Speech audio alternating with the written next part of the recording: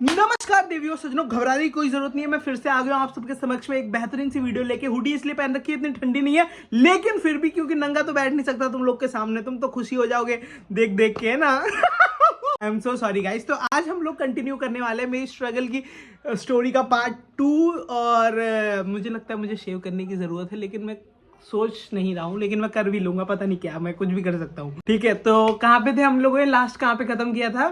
तो उसके बाद फिर मेरे पापा ने मारा भी था मुझे, बहुत मारा था, पता बेल्ट से मारा था। क्यों मारा था वो मैं अगली वीडियो में बताऊंगा, और वो अच्छा ही मारा था। ठीक है कि हाँ, मेरे पापा मना करते थे, फिर भी मैं न्यूज़पेपर वगैरह बेच के मैंने डांस करना शुरू किया। और न्यूज़पेपर वगैरह क्या बोलते हैं, पैम्पलेट वगैरह बेच के मैंने डांस करना शुरू किया। उसके बाद उन जो मेरे जहाँ पे मैं डांस सीखता था, उन्होंने मेरे से फीस लेना बंद कर दिया। क्योंकि एक टाइम के बाद जब मैं थोड़ा टैलेंटेड और अच्छा बन गया ना, तो उसके बाद उन्होंने मेरे से फीस लेना बंद कर दिया कि हाँ ऑब्वियस सी बात है कि अब अच्छा करने लगा है, अब टीम बनेगी, 4-5 लोग जुड़ेंगे तो वो अच्छा ही होगा क्रू के लिए, क्योंकि वो एक क्रू भी बना रहे थे।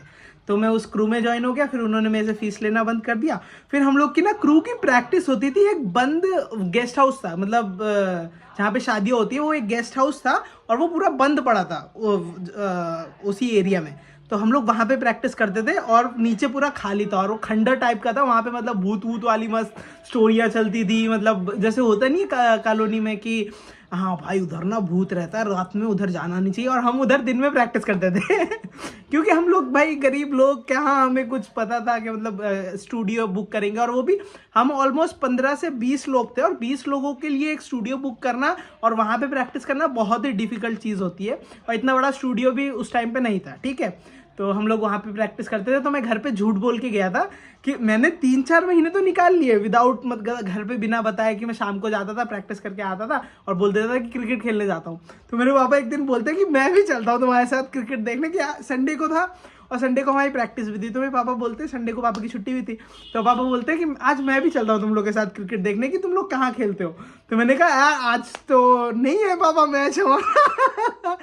आज तो मैं बस ऐसे ही घूमने जा रहा हूँ। बोलते हैं अच्छा चलो फिर कोई बात नहीं, तुम्हारा फील्ड देख के आते हैं, मतलब बैट ले लो, हम दोनों ही खेल लेंगे, या और कोई बच्चा होगा उनको साथ में खिलाए। संडे था, पापा को भी एंजॉय करना था। मैंने कहा यार अब क्या करूं। पापा, फिर मैंने कहा यार पापा आज मन नहीं कर रहा। कल मेरे पैर वैर में लग गई थी, तो मैं आज मेरा जाने का मन नहीं है। तो फिर उस दिन तो मैंने मना लिया। लेकिन अगले दिन हमारे क्रू की प्रैक्टिस थी उसी भूतिया जगह पे।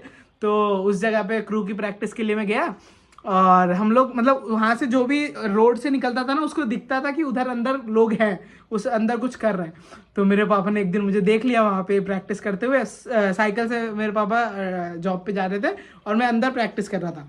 तो मेरे पापा यहाँ से जा रहे हैं, और पापा ने देख लिया कि मेरा लड़का ही है। और वहाँ पे सुबह सुबह निकल गया था मैं, सुबह सुबह बोल के निकल गया था कि ऐसा ऐसा है पापा, हम सुबह से मैच खेलते तो ऐसा जा रहे हैं। तो पापा ऑफिस के लिए नहीं निकले थे, लेकिन मैं पहले निकल के उधर पहुंच गया था। तो मेरे पापा इधर से जा रहे हैं जा रहे हैं जा रहे हैं, और पापा ने देखा कि मैं हूं, तो पापा कुछ बोले नहीं, ना ही इस जगह पे आके हम लोगों से कुछ बातचीत करी, उधर ही से ऐसे ही निकल गए पापा। तो फिर जब मैं शाम को घर पहुंचा, फिर शाम को पापा भी आए जॉब से। पापा ने कहा इधर खड़े हो। फिर मैं खड़ा हुआ, फिर मेरे को बोलते कहाँ गए थे। मैंने कहा मेरे ये फ्रेंड्स हैं, ये लोग डांस करते हैं, मुझे भी बहुत अच्छा लगता है तो मैं भी करता हूँ, और हम लोगों ने मिलके एक क्रू बनाया है। मेरे पापा ने कहा वेरी नाइस। मेरे पापा ने फिर बेल्ट निकाली भाई साहब, और फिर मेरे पापा ने मेरे को 1-2 बार मतलब मारा, और फिर उसके बाद बोला मुर्गा बनो। तो फिर मैं मुर्गा बना, और मुर्गा बनने के बाद बोलते हैं कि बोलो आज के बाद नहीं जाऊँगा। तो मैंने बोला कि हाँ ठीक है पापा, आज के बाद नहीं जाऊँगा। और फिर मेरे एरिया में 2-3 लड़के ऐसे रहते थे जो मुझे जानते थे, और फिर उन लोगों ना खिड़की से देख रहे थे कि हाँ देखो ये पिट रहा है, तो बेल्ट वेल्ट पड़ी। तो फिर अगले दिन जब मैंने पापा से मना किया कि मैं नहीं जाऊंगा, लेकिन अगले दिन मैंने कहा कि यार बताए आता हूँ कि भाई मैं नहीं आ पाऊंगा, मेरे पापा मना कर रहे हैं, प्रैक्टिस नहीं कर पाऊंगा, तो इसीलिए। तो मैं उनको बताने गया, उतने में अफवाह फैल गई कि मतलब ऋतिक भाई यार तुमने डांस के लिए बेल्ट खा ली, तुम तो बहुत ही डेडिकेटेड हो अपनी आर्ट को लेके। मैंने कहा भाई ऐसा तो कुछ नहीं है, मैं तो मना करने आया था।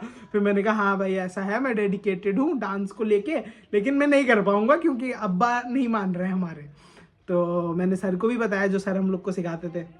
तो बोलते हैं ठीक है बेटा, जैसा तुम्हें ठीक लगे। तो फिर मेरे पापा ने कहा कि अच्छा एक काम करो, मैं पढ़ाई में बहुत बेहतरीन था, मतलब एकदम माइंड ब्लोइंग स्टूडेंट था, उससे डांस से पहले उन 3 महीनों से पहले मैं बहुत ब्रिलियंट स्टूडेंट था। मेरे पापा ने लड्डू बांटे थे, मैं क्लास में फर्स्ट आया था, ट्रॉफी मिली थी मुझे, और प्लस मैंने एक पोइट्री कंपटीशन में पार्टिसिपेट किया था, तब मुझे डिक्शनरी मिली थी, इंग्लिश टू हिंदी कुछ तो भी थी, ऑक्सफोर्ड की थी, पता नहीं किसकी थी, तो वो डिक्शनरी मिली थी, सेकंड प्राइज। उसके बाद क्लास में फर्स्ट आया मैं, और हम लोग ट्रॉफी लेने गए, पापा और मैं साथ में गए थे। फिर पापा लड्डू लेके आए, पूरे मोहल्ले में बांटा। फिर उसके बाद ये 3 महीने की डांस की स्टोरी शुरू हुई। फिर उसके बाद मुझे बेल्ट से मारा, तो उसके बाद ना मेरी स्टडीज़ भी पूरा एकदम ऐसा ग्राफ ना ऐसा था और ऐसा जाने लगा, मेरा पढ़ाई में भी ध्यान मन नहीं लगा। फिर मेरे पापा पूछते हैं कि क्या यही करना है तुमको, बोलते हैं कि हाँ ठीक, मैंने कहा हाँ पापा यही करना है, तो बोलते हैं ठीक है, लेकिन ये टाइमिंग नहीं बिगड़ना चाहिए ना, मैं तुम्हें कहीं पा जाऊँ ऐसी उल्टी सीधी चीज़ें करते हुए। मैंने कहा हाँ ठीक है, मैं ऐसा कुछ गलत सलत नहीं करूँगा, इतने 1 घंटे के लिए प्रैक्टिस पे जाऊँगा, 1 घंटे बाद वापस आ जाऊँगा, पढ़ाई भी करूँगा अच्छे से। तब मैंने पढ़ाई और डांस का ग्राफ मैच कर लिया। फिर उसके बाद मैं थोड़ा फेमस हो गया अपने एरिया में, डांस करते थे हम लोग, ग्रुप थोड़ा फेमस हो गया, न्यूज़पेपर में आर्टिकल्स आने लगे हमारे बारे में, मतलब मस्त फोटो वोटोज आने लगी कि हमारे क्रू की, हम लोगों ने यहाँ परफॉर्म किया, यहाँ परफॉर्म किया। तो तब मेरे पापा थोड़ा ऐसा हो गया, हाँ ठीक है चलो ढंग का ही काम कर रहा है, मतलब मैं पहला था अपने 4 लोगों के परिवार में कि जिसकी पहली बार फोटो आई थी, प्लस मैं अपने एरिया में भी ऐसा पहला बंदा था जिसकी मतलब न्यूज़पेपर में फोटो आई थी। तो तब से थोड़ा घर वालों को भी लगा कि हाँ बच्चा कुछ कर सकता है, थोड़ा मेहनत मशक्क़त कर रहा है। और फिर वहाँ से मेरा स्ट्रगल शुरू हुआ, जो भी है अब वो उतरी, यही कहानी मुझे इंटरेस्टिंग लगती है।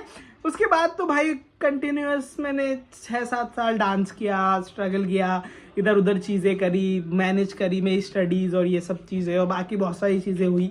तो उसके बाद मैं सुपर डांसर में आ गया। फिर रेस्ट ऑफ दैट मतलब जो भी है आगे की कहानी, तो ज़्यादा परेशान नहीं करूंगा, इतना ही था सेकंड पार्ट। मिलते हैं नेक्स्ट वीडियो में, till then bye bye and love you all. क्या कहते हो, शेव कर लूँ क्या?